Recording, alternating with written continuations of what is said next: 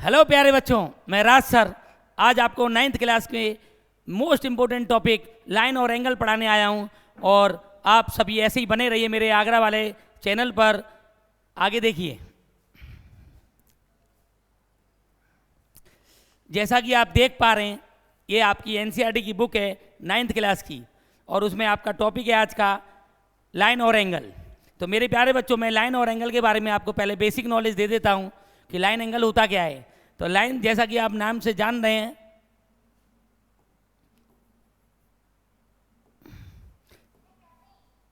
Line जैसा कि आप देख पा रहे हैं, लाइन मीन्स रेखा।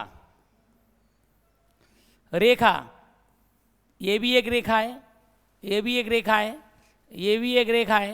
तो इन सब रेखाओं में जो एंगल की बात करेगा वो 180 का। लाइन हमेशा कितने एंगल का होता है? 180 का। लाइन हमेशा कितने एंगल का होता है? 180 का।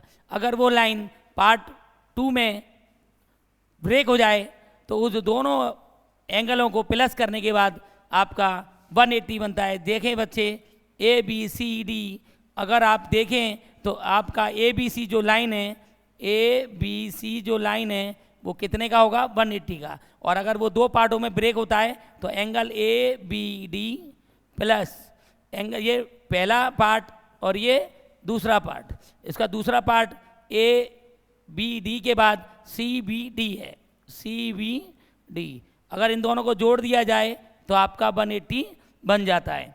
आप देख सकते हैं एक लाइन में अगर ये 3 पार्टों में बढ़ जाता है तो इसके तीनों पार्ट, फर्स्ट, सेकंड और थर्ड, तीनों को अगर आप प्लस करेंगे तो हमेशा 180 बनेगा, क्योंकि एक लाइन है ए ओ बी सी और डी।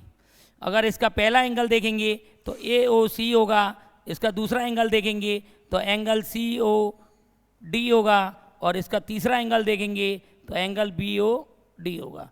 प्लस करने पर ये पूरा 180 हो जाएगा। मेरे प्यारे बच्चों, देख सकते हैं एक पूरी लाइन कितने भागों में बटी हुई है? 3 भागों में, यानी कि 3 एंगल बन गए इसके एक लाइन के। तो तीनों अगर को प्लस किया जाए एंगलों को तो वो 180 होता है। इसी को मैं आपको सवाल अच्छी तरह समझाऊंगा। एनसीईआरटी के सवाल है मेरे प्यारे बच्चों, जरा देखिए।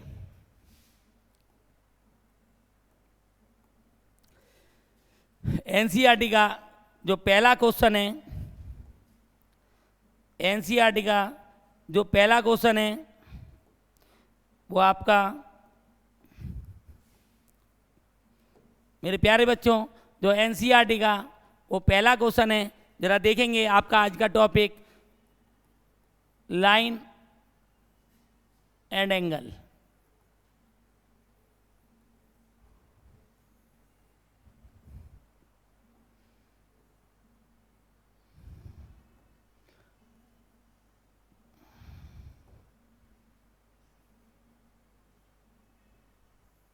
हिंदी में से रेखा व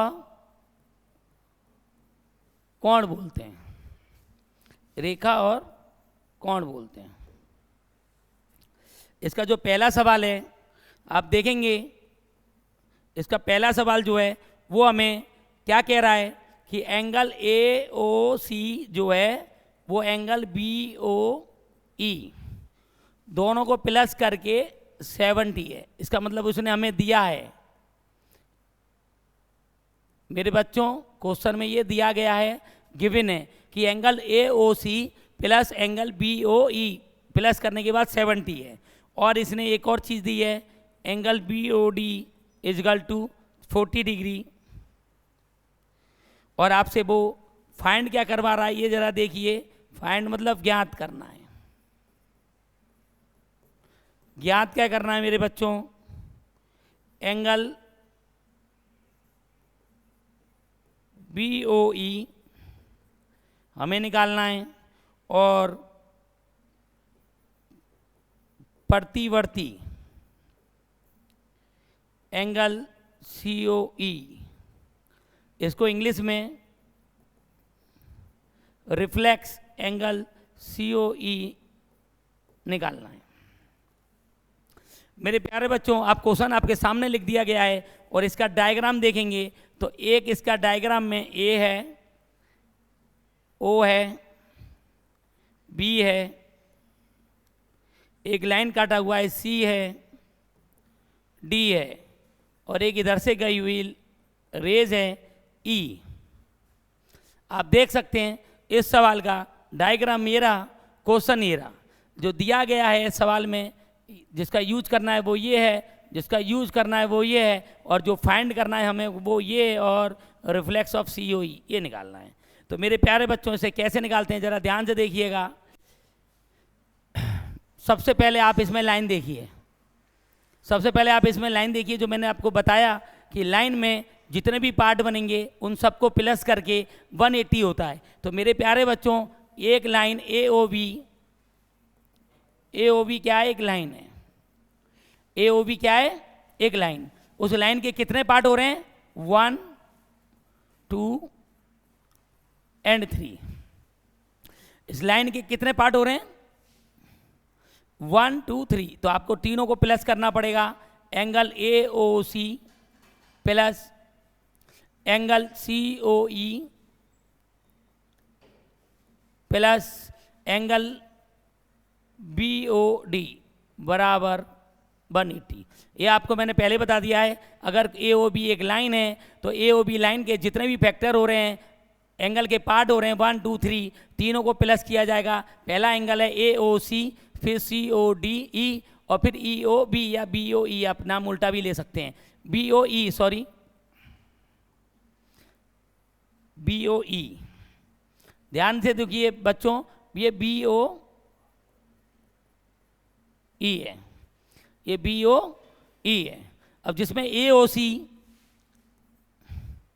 और BOE, AOC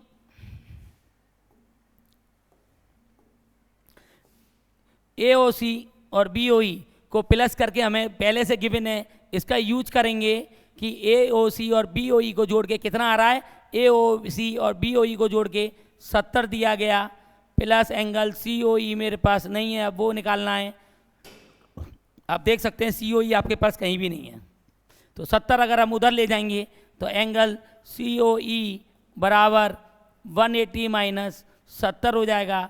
तो एंगल COE मेरे पास 110। मेरे प्यारे बच्चों, आप देख सकते हैं कि आपके पास COE आ चुका है, लेकिन उसने COE नहीं पूछा, COE का रिफ्लेक्स पूछा है। तो जब भी आपसे कोई रिफ्लेक्स पूछता है, जब भी आपसे कोई रिफ्लेक्स पूछता है तो आप रिफ्लेक्स एंगल COE निकालेंगे। इसको हिंदी में प्रतिवर्ती एंगल COE कहा जाएगा। तो जब भी आपसे कोई रिफ्लेक्स पूछता है तो पहले उस एंगल को निकालिए। जो मैंने अभी हाल ही में 110 निकाला, आप देख सकते हैं COE मेरे पास 110 है। अगर मेरे पास COE 110 है तो मेरे प्यारे बच्चों, COE 110 है, तो जब भी रिफ्लेक्स निकालने को कोई कहे, प्रतिवर्ती निकालने को कोई कहे, जब भी कहे कोई रिफ्लेक्स निकालना है किसी एंगल का, तो उस एंगल को 360 में से माइनस कर देना चाहिए। 360 डिग्री में से 110 माइनस करेंगे तो 250 यानी कि 250 डिग्री आपका COE का रिफ्लेक्स आ गया। प्रतिवर्ती COE का प्रतिवर्ती, कभी भी कोई क्वेश्चन आपसे ये पूछता है कि इस एंगल का मुझे प्रतिवर्ती बताइए, इस एंगल का मुझे रिफ्लेक्स बताइए, तो रिफ्लेक्स निकालने के लिए आपको 360 में से उस एंगल को माइनस कर देना है। तो मुझे COE पीछे पता था कि COE मेरे पास 110 आ चुका है, तो 110 को मैंने 360 में से माइनस किया तो 250 आ गया। मेरे प्यारे बच्चों, आपका एक आंसर आ चुका है। अब आपका दूसरा आंसर क्या है? आपको BOE और निकालना है। तो BOE निकालने के लिए आपको इस वाले का काम करना पड़ेगा। ध्यान से देखिए, एक दूसरी लाइन, एक लाइन तो ये हो गई AOB। अब दूसरी लाइन है आपको COD। आपको दूसरी लाइन कौन सी है मेरे प्यारे बच्चों?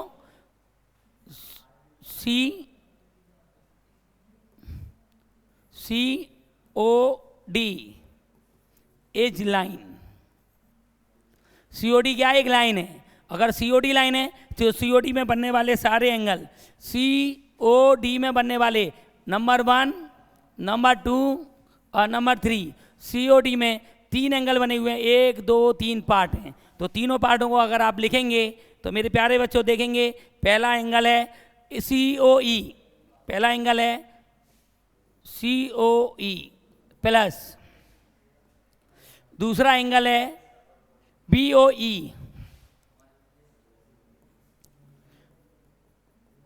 प्लस, अगला एंगल है BOD, मिलाकर क्या लिखा जाएगा 180, क्योंकि जब कोई लाइन होती है और लाइन पे बनने वाले सारे एंगल को जोड़ के 180 लिखा जाता है, जिसमें COE आपको मिल चुका है। COE कितने का है 110, आपको पहले ही बता दिया COE मेरे पास कितना है 110, प्लस एंगल BOE उसने पूछा है मुझसे, एंगल BOE उसने मुझसे पूछा है, और BOD आप देख सकते हैं हमें पीछे BOD का मान दिया हुआ है 40, आप देख सकते हैं BOD का मान हमें दिया हुआ है 40। मेरे प्यारे बच्चों, सिर्फ लाइन के फॉर्मूले से सारी प्रॉब्लम सॉल्व हो सकती है। अगर आप 110 और 40 को प्लस करके उधर ले जाइए, 110 और 40 150 जब उधर जाएगा तो ये माइनस का हो जाएगा। एंगल BOE इजगल टू आपके पास 180 में से 150 घटाएंगे तो क्या आ गया मेरे प्यारे बच्चों 30 डिग्री। आपको दो चीज़ें पूछी गई थी, पहला पूछा गया था एंगल BOE ज्ञात करिए, तो ये BOE का मान आपका 30 डिग्री आ चुका है, देख सकते हैं। और दूसरा पूछा था प्रतिवर्ती मतलब रिफ्लेक्स किसका, एंगल COE का, रिफ्लेक्स एंगल COE का, और रिफ्लेक्स COE का कितना आया मेरे प्यारे बच्चों 250, कितना आया है 250, यानी कि 250 डिग्री। मेरे प्यारे बच्चों, आपका ये क्वेश्चन सॉल्व होता है। दो चीज़ें पूछी गई थी और जो कि मैंने लाइन के फॉर्मूले से पहली लाइन AOB ले ली, दूसरी लाइन COD ले ली, दोनों लाइन में बनने वाले सारे एंगल को प्लस करके 180 लिख दिया, और जो हमें मालूम था उस एंगलों को हमने वहाँ पुट कर दिया, और जो नहीं मालूम था वो उसको हमने प्राप्त कर लिया, हासिल कर लिया। तो मेरे प्यारे बच्चों, इसी क्रम में आपका जो दूसरा सवाल है ज़रा देखिए। दूसरा सवाल क्वेश्चन नंबर 2, क्वेश्चन नंबर 2 का जो डायग्राम है मेरे प्यारे बच्चों वो इस तरह है, ज़रा ध्यान से देखिएगा। यहाँ पर X है, यहाँ पर O है और यहाँ पर Y है, ऊपर P है, एक लाइन और गई है मेरे प्यारे बच्चों, इस लाइन का नाम M है, N है, O पे जो एंगल है यहाँ पर वो C है, इस पर जो एंगल है वो V है, इस पर जो एंगल है वो A है, और मेरे प्यारे बच्चों ये जो स्ट्रेट वर्टिकल पोल खड़ा है तो वर्टिकल पोल को 90 डिग्री कहते हैं, ये याद रखिएगा, इसमें नहीं दिया, हमने लिख दिया है वर्टिकल पोल 90 डिग्री का होता है। अब आप चित्र को देख चुके हैं और चित्र के साथ आप ये भी देखेंगे कि इसमें दिया क्या क्या है, दिया है क्या दिया गया है गिवन। इंग्लिश मीडियम वाले बच्चे साथ ही साथ देखते चलेंगे, डायग्राम आपके सामने है और इसमें दिया गया है A/B इजगल टू 2:3 और आपसे एंगल POY 90 डिग्री दिया गया है, और साथ में आपको पूछा गया है C की वैल्यू निकालिए। आप C देख सकते हैं इस सवाल में XON वाला एंगल C एंगल है, आपको C एंगल निकालना है। अब देखिए मेरे प्यारे बच्चों, सबसे पहले आप डायग्राम बाद में देखिएगा, पहले आप इसको देखिए। ये क्या है A/B यानी कि 2:3। तो जब भी कोई सवाल रेशियो का आता है आपके सामने तो सबसे पहले हम क्या करते हैं, उस रेशियो को ख़त्म करते हैं। किसी भी अंग्रेजी का अल्फ़ाबेट आप इसमें लगा दीजिए जो इस सवाल में यूज नहीं किया गया हो। तो इसमें एक सवाल में K का यूज नहीं हुआ है, तो मैं 2 के साथ K लगा देता हूँ। किसी भी रेशियो को पहले ख़त्म करेंगे, कहीं कैसा भी रेशियो का सवाल आए तो आप ऐसे ले रहे, पहले रेशियो ख़त्म करो। तो A की वैल्यू आ गई 2K, B की वैल्यू आ गई 3K। अब मेरे प्यारे बच्चों A और B को आपने ख़त्म कर दिया रेशियो से। अब आपको यहाँ पर ध्यान देना है कि ये XOY एज लाइन, क्या ये XOY एक लाइन है। अब लाइन कितने का होता है 180 का, उसमें कितने भी पार्ट बन रहे हो सबको प्लस करके 180 लिख देना है। तो मैंने देखा XOY में ऊपर की लाइनों में A, B और 90 है, तो इस तीनों को मैं लिखूंगा यहाँ पर, तीनों के नाम है A + B + 90 = 180। पहला एंगल, दूसरा एंगल, तीसरा एंगल, तीनों को प्लस करेंगे तो क्या आएगा, a plus B plus 90 equal to 180, जिसमें a plus B equal to 180 minus 90 हो जाएगा मेरे प्यारे बच्चों। तो a प्लस बी की वैल्यू 90 आ जाएगा, क्योंकि ये प्लस का है, उधर जाके नंबर को नंबर से ही माइनस करेंगे। तो मैंने 90 को उधर ले गया, माइनस कर दिया। तो अब a की वैल्यू मेरे पास ऊपर दी गई है, b की वैल्यू मेरे पास है, तो a की वैल्यू अगर मैं 2k पुट कर देता हूँ रेशियो वाला, b की वैल्यू 3k पुट कर देता हूँ, तो मेरे पास मेरे प्यारे बच्चों क्या आ जाएगा, 90। अब 2k और 3k को प्लस करेंगे तो अब k की वैल्यू मेरे पास आ जाएगी मेरे प्यारे बच्चों, 5 से 90 को कैंसिल करेंगे तो 5 से 90 कटेगा 18 बार, कितनी बार, 18 बार।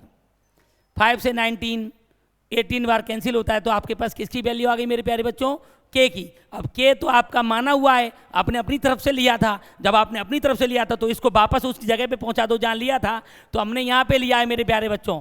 ए की वैल्यू आपने क्या ली है, 2k, तो के की वैल्यू क्या आ गई, 18। तो 18 का 2 में गुणा करेंगे तो क्या आएगा मेरे प्यारे बच्चों, 36। इसी तरह आप जब b की वैल्यू निकालेंगे तो b की वैल्यू का आपने क्या लिया है, 3k, और 3 इंटू 18 का मल्टीप्लाई करेंगे तो क्या आएगा मेरे प्यारे बच्चों, 54। क्या आएगा मेरे प्यारे बच्चों, 54। तो आप देख सकते हैं आपके पास यहाँ पर 2 एंगल आ चुके हैं, ए एंगल और बी एंगल आपको मिल चुका है, लेकिन क्वेश्चन क्या है मेरे प्यारे बच्चों, सी निकालो। लेकिन रास्ता भाई भगवान टॉकीज जाना है आपको, तो पहले रामबाग से ही तो निकलेंगे, या भगवान टॉकीज जलांग थोड़ी ना लगा लेंगे। इसलिए आपको क्या निकालना था, सी। आपको अगर सी निकालना है तो पहले रास्ता क्या है, रामबाग। आपने ए और बी निकाल लिया रेशियो के माध्यम से। आपने क्या निकाला मेरे बच्चों, पहले ए और बी निकाल लिया आपने रेशियो के माध्यम से, और जब ए बी आ गया मेरे पास तो अब मेरे में कॉन्फिडेंट आता है तो मैं सी निकाल सकता हूँ। कैसे, देखिए मेरे प्यारे बच्चों, सी निकालने के लिए हम क्या करेंगे, इतना बॉक्स बहुत बढ़िया है, इतने बॉक्स में हम निकाल देंगे सी। जरा देखिए सी पे गौर करिए, सी किस लाइन पर है, इस वाली लाइन पे गौर से देखिए मेरे प्यारे बच्चों, जो सी है वो इस वाली लाइन पर है। ये कौन सी लाइन है, MON, तो यहाँ पे आप लिखेंगे MON एज लाइन। अब अगर कोई लाइन है तो आपको लाइन के ऊपर वाले एंगल भी ले सकते हैं और नीचे वाले भी ले सकते हैं। एक लाइन के ऊपर वाले भी एंगल 180 बनाते हैं और नीचे वाले भी एंगल 180 बनाते हैं। तो मेरे प्यारे बच्चों ऊपर जाएंगे तो ए का मान आ चुका है 90, ये लिया है, हमें इससे कोई मतलब नहीं है। तो हम इस लाइन के नीचे की तरफ जाएंगे, तो इसका नीचे की तरफ आप देखेंगे तो ये दोनों पार्ट 1 और पार्ट 2 इन दोनों को जोड़ देंगे तो ये B plus C equal to 180 लिखेंगे, जिसमें b का वैल्यू हमें मालूम है 54। तो एंगल C बराबर 54 उधर चला जाएगा। और मेरे प्यारे बच्चों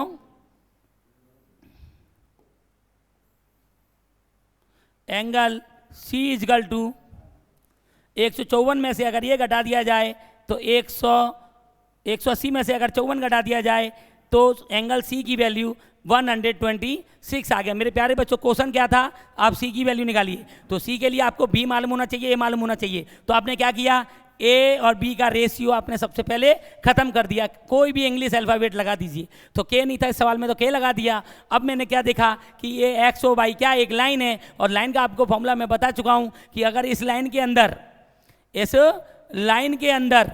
1 2 3 एंगल हैं तो तीनों को प्लस करके 180 लिखेंगे। तो जिसमें A प्लस बी बराबर 90 उधर जाके माइनस का हो गया और A प्लस बी बराबर 90 आ गया, और A का रेशियो B का रेशियो 2K और 3K लिख दिया, और 2K और 3K को हमने जोड़ा तो वो 5K हो गया। 5 से 19 कट गया तो 18 आ गया। K का मान हमने यहाँ पे वापस पुट कर दिया दोनों जगह पे, तो A और B का एक्चुअल जो वैल्यू है वो आ गई थी। अब A और B की वैल्यू आ गई तो अब हमें C की तरफ बढ़ना है। तो A और B के आ जाने के बाद हम C को कैसे निकालेंगे, तो C के लिए देखिए एक लाइन है MON, एक लाइन है MON, एक लाइन है MON, उसका ऊपर वाले पार्ट में C नहीं है, उसके नीचे वाले पार्ट में C है। इसलिए बच्चों मैंने B और C, बस इस लाइन में दो ही एंगल विभाजन हो रहे हैं, तो B और C को मैंने यहाँ पर लिख लिया MON is a line B plus C equal to 180, 54 plus C, क्योंकि B का मान हमारा 54 आ चुका था तो मैंने B का मान 54 लिख लिया। C का मान निकालना था, 54 में उधर ले गया ट्रांसफर करके, तो 180 माइनस 54 180 माइनस 54। तो मेरे प्यारे बच्चों 180 में से अगर 54 माइनस करते हैं तो 126 एंगल सी आ जाता है। तो आपने देखा कि सेकंड जो क्वेश्चन था उसमें भी मैंने लाइन का जो फॉर्मूला बताया, एक लाइन को अगर 2 भागों में या 3 भागों में या 4 भागों में बांटते हैं तो आपको ध्यान रखना चाहिए उससे बनने वाले सारे एंगल को आप एक साथ लेंगे और उसमें हासिल करने वाले जितनी भी वैल्यू हैं उसको पुट करेंगे और उसके पास आपके पास आंसर आ जाता है। मैंने अभी तक लाइन का फॉर्मूले को ब्रेक ही नहीं किया, केवल लाइन का फॉर्मूला यूज करके आपको 2 क्वेश्चन अभी कराए हैं। इसी तरह इसी क्रम में अगर आप आगे देखेंगे हम क्वेश्चन नंबर 3 पे चलेंगे, एनसीईआरटी का क्वेश्चन नंबर 3। तो मेरे प्यारे बच्चों जो एनसीईआरटी का क्वेश्चन नंबर 3 है वो सबसे पहले आप देखेंगे उसमें हमें गिवन क्या क्या है दिया है। बताओ क्या दिया है। तो आप देख रहे होंगे किताब में, जिन बच्चों ने किताब खोल रखी होगी वो angle P Q R equal to angle P R Q given है। सर देख लीजिए आप लोग अपनी अपनी किताबों में, angle P Q R equal to P R Q है। आप देख रहे हैं गिवन, आपके किताब में झांक रहे हैं आप, तो देखिए आप इस गिवन के बाद उसने क्या कहा है मुझसे कि अगर मैं ये देता हूं आपको तो आप इसको प्रूव करके दिखाइए कि पी क्यू एस जो है वो एंगल पी आर टी कैसे मिलेगा हमें। और इसका डायग्राम इसी के क्रम में चलते हुए आप गौर से देखिए, एक ट्राइंगल बना हुआ है, उस ट्राइंगल में नामकरण हुआ है एस क्यू आर और टी और ऊपर दिया है पी। तो मेरे प्यारे बच्चों अब इस क्वेश्चन को सॉल्व कैसे करेंगे जरा ध्यान से देखिए। मैंने पिछले पेज में आपको क्लियर किया था कि लाइन का ये फॉर्मूला छोड़ना नहीं है। अगर कहीं लाइन है और ब्रेक हो रहा है तो उनको प्लस करके 180 ले आइए कि लाइन हमेशा A180 का ही एंगल देता है। तो देखिए मैंने उसी क्रम में चलूंगा। ये मेरे पास एक लाइन है और लाइन में बहुत सारे नाम हैं, एस है, क्यू है, आर है, टी है। तो हमें तो लेना ही नहीं है, हमें तो ये लाइन है, इसको लाइन को ब्रेक कर रहा है 1 पार्ट और 2 पार्ट में, 1 पार्ट और 2 पार्ट में। तो इन दोनों को मैं प्लस करने जा रहा हूं। ध्यान से देखिए मेरे प्यारे बच्चों, P Q S, P Q S second part and first part है P Q R, angle P Q R बराबर कितना आएगा 180। एंगल पी क्यू एस और पी क्यू आर आप देख सकते हैं ये लाइन के एक, इस लाइन ने इसको 2 भागों में बांट दिया, इसने 2 भागों में बांटा। तो अगर पी क्यू आर और पी क्यू एस जोड़ दिया जाए तो 180 आएगा। इसी क्रम में मेरे प्यारे बच्चों ये 1 और ये 2, ये भी तो 2 भाग हो रहे हैं, इस लाइन ने भी तो 2 भाग किए इस लाइन के, तो इस लाइन के भी 2 भाग लिखिए। Angle P R T plus angle P R Q, angle P R Q बराबर क्या आएगा मेरे प्यारे बच्चों 180। This is equation first and this is equation second. अब आप देख सकते हैं इसको हम क्या करने वाले हैं। अगर आपका आंसर देखिए मेरे प्यारे बच्चों, आपका आंसर क्या है, प्रूव करना है पी क्यू एस, तो इसमें है। आपको पी आर टी लाना है, पी आर टी भी आप इसमें। तो इन दोनों को लाने के लिए आप क्या करेंगे, इनको माइनस कर देंगे। क्या कर देंगे, माइनस। तो माइनस करने वक्त में आप एंगल पी क्यू एस में से माइनस करेंगे एंगल पी आर टी। अगला एंगल पी क्यू आर में से माइनस करेंगे एंगल पी आर क्यू। और बराबर में आप जब माइनस कर रहे हैं तो 180 से 180 कट जाएगा, तो बराबर में क्या आएगा मेरे प्यारे बच्चों 0। अब आप देख सकते हैं कि ये तो हमें प्रूव करना है, लेकिन हमें दिया क्या है उसका भी यूज करना है। तो पी क्यू आर की वैल्यू पी आर क्यू दिया है, पी आर क्यू किसकी वैल्यू है, पी क्यू आर। तो अब मेरे बच्चों ये आंसर में दे रखा है, इसको छुएंगे नहीं। पी आर टी आंसर में दे रखा है, इसको छुएंगे नहीं। P Q our answer given में दिया हुआ है, पी क्यू आर किसके बराबर है, एंगल पी आर क्यू के। आप देख सकते हैं पी क्यू आर मेरे बच्चों किसके बराबर है, आप देख सकते हैं मेरे प्यारे बच्चों पी क्यू आर किसके बराबर है, पी आर क्यू। तो इस सवाल में जहां पी क्यू आर आएगा वहां मैं पी आर क्यू बदल सकता हूं। देखिए बदलने के लिए कोई चीज इक्वल क्यों होती है, इसलिए ताकि आप उसे वक्त पे चेंज कर सकें। वो वक्त आ चुका है, पी क्यू आर की जगह पी आर क्यू आप इधर रख देंगे। और रखने के बाद देखिए एक जादू हुआ, पी आर क्यू एंगल इससे कट जाता है और एंगल पी क्यू एस ये माइनस का उधर जाके प्लस का हो जाता है और आपका जो सवाल प्रूव करना था वो आपका प्रूव हो जाता है। Angle P Q S equal to P R T is has proved. अब मेरे प्यारे बच्चों दोबारा समझिए, इस एक लाइन में कोई थर्ड लाइन कौन कौन है, इस थर्ड लाइन एक ही है और एक ही है। इसके भी 2 पार्ट हो गए तो 2 पार्टों के नाम लिख दिए मैंने इसमें। इसके ने भी 2 पार्ट किए तो इसके भी 2 पार्टों के नाम लिख दिए। उनमें से आंसर में क्या क्या आना है वो मैंने माइनस करके यहाँ बचा लिया। और जो इक्वल है मेरे पास उसको मैंने पुट करके उसको उससे कैंसिल कर दिया। तो कैंसिल करने से जो बच गया उसमें ये माइनस का पार्ट है, उधर जाके प्लस का हो जाएगा और मेरा आंसर प्रूव हो जाएगा। तो मेरे प्यारे बच्चों यहाँ पर भी मैंने लाइन का जो फॉर्मूला है, यानी कि कितने भी फैक्टर हो जाएं लाइन के, उन सबको प्लस करके 180 होता है, उसी को देखते हुए इस सवाल को भी मैंने सॉल्व किया। यानी कि आप ध्यान रखिए 6.1 जो एक्सरसाइज है एनसीईआरटी का या किसी भी किताबों का, उसमें आपको लाइन के ही फॉर्मूले का इस्तेमाल करना है। तो मेरे प्यारे बच्चों इसी क्रम में अगर आप चौथे सवाल की तरफ चलेंगे,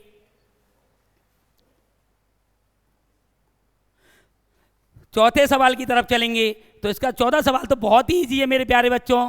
जो क्वेश्चन नंबर 4 है वो आप देख सकते हैं, एक लाइन इधर जा रही है जिसको नाम दिया गया ए ओ और बी, एक लाइन इधर से आ रही है इसको नाम दिया गया है सी ओ, और एक लाइन इधर से ये जा रही है इसको नाम दिया गया है ओ डी, और इधर का एंगल डब्ल्यू दिया गया है, इधर का एंगल जेड दिया है, इधर का एंगल मेरे बच्चों वाई दिया है और इधर का एंगल एक्स दिया है।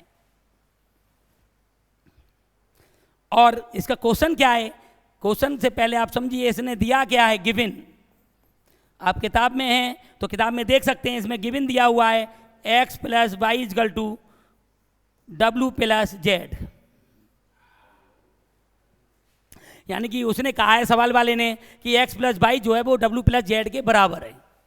ठीक है, अब वो निकलवाना क्या चाहता है, वो कहता है प्रूव कर दो, वो कहता है प्रूव कर दो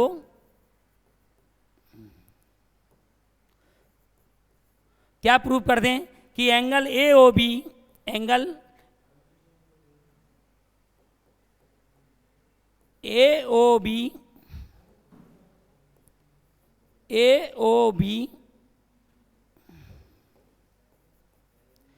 is a line, is a line, यानी कि ए ओ बी जो है वो रेखा है। क्या है मेरे प्यारे बच्चों, रेखा है। वो कह रहा है ये प्रूव करके दिखा दो। तो बहुत ही सिंपल है मेरे बच्चों, रेखा जब देते थे तो जो फैक्टर होते थे उनको प्लस करके 180 लाते थे। अभी फिलहाल जो आपके सामने प्रॉब्लम है वो ये है कि इन चारों को जब आप एक सर्कल में आप जितने भी एंगल बन रहे हो सबको प्लस किया जाए तो वो 360 का एंगल बनाती है। क्या बनाती है मेरे प्यारे बच्चों, 360 का। तो इसलिए ये पूरा एक एंगल है जहाँ हमें लाइन प्रूव करना है, तो लाइन का फॉर्मूला यहाँ नहीं लगाएंगे, लाइन का फॉर्मूला नहीं लगाएंगे, लाइन तो प्रूव ही करना है हमें, तो हम लाइन का फॉर्मूला क्यों लगाएंगे। तो इसलिए लाइन जब प्रूव करना हो तो आपको 180 की जगह 360 प्रूव यूज करना है। तो मेरे प्यारे बच्चों ये पूरा एक सर्कल है, वो पूरा सर्कल जब एंगल घूमेगा तो हम यहाँ पर लिखेंगे x plus Y plus Z plus W equal to 160, equal to 160।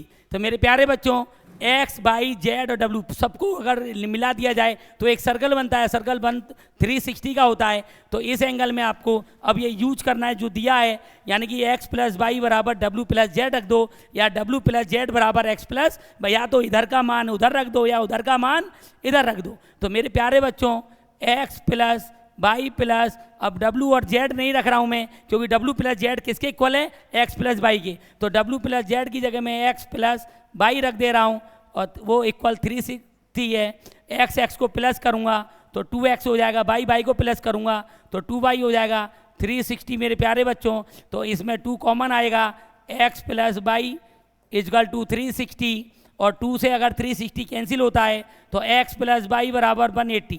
मेरे प्यारे बच्चों आप देख सकते हैं x प्लस वाई बराबर 180 आया है। तो x प्लस वाई आप डायग्राम में देख सकते हैं वो ए ओ बी को 2 पार्टों में बांट रहा है। मेरे प्यारे बच्चों एंगल x का मान है बी ओ सी, एंगल बी ओ सी एक्स का मान, और जो वाई वैल्यू है वो ए ओ सी का है, एंगल ए ओ सी का है। मेरे प्यारे बच्चों अब आप 2 एंगलों को जब प्लस करेंगे तो एक बड़ा एंगल बनता है। आप देख सकते हैं जब बी ओ सी में ए ओ सी प्लस करूंगा तो एक ए ओ बी, आपका एक ए ओ बी लाइन बनती है। तो देखिए मेरे प्यारे बच्चों angle A O B equal to 180 आया। इसका मतलब जो भी 180 देता है वो एक लाइन होता है, वो एक लाइन होता है। तो आप कह सकते हैं A O B is line.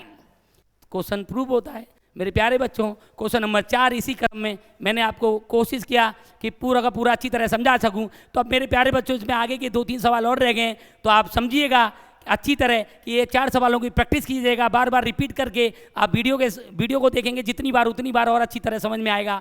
इसी के क्रम में चलते हुए आप अगर घर पे प्रैक्टिस करना चाहेंगे तो बहुत अच्छी प्रैक्टिस हो सकती है। और नेक्स्ट वीडियो में मैं आपको पैरेलल लाइन समझाऊंगा, जो 6.2 में पैरेलल लाइन कैसे सॉल्व किया जाता है। आज मैंने आपको स्ट्रेट लाइन समझाया, लाइन पे बनने वाले सारे एंगल कैसे सॉल्व किए जाते हैं वो समझाया। तो इसलिए मेरे प्यारे बच्चों, आप बने रहिए हमारे आगरा वाले टीचर चैनल पर। इसी तरह हम आपसे इतने अच्छे अच्छे कंटेंट देते रहेंगे और आप हम पे ऐसे ही प्यार बरसाते रहिए, जिससे हम हमेशा मोटिवेट रहें और अपने बच्चों तक अपनी बात पहुंचाते रहें।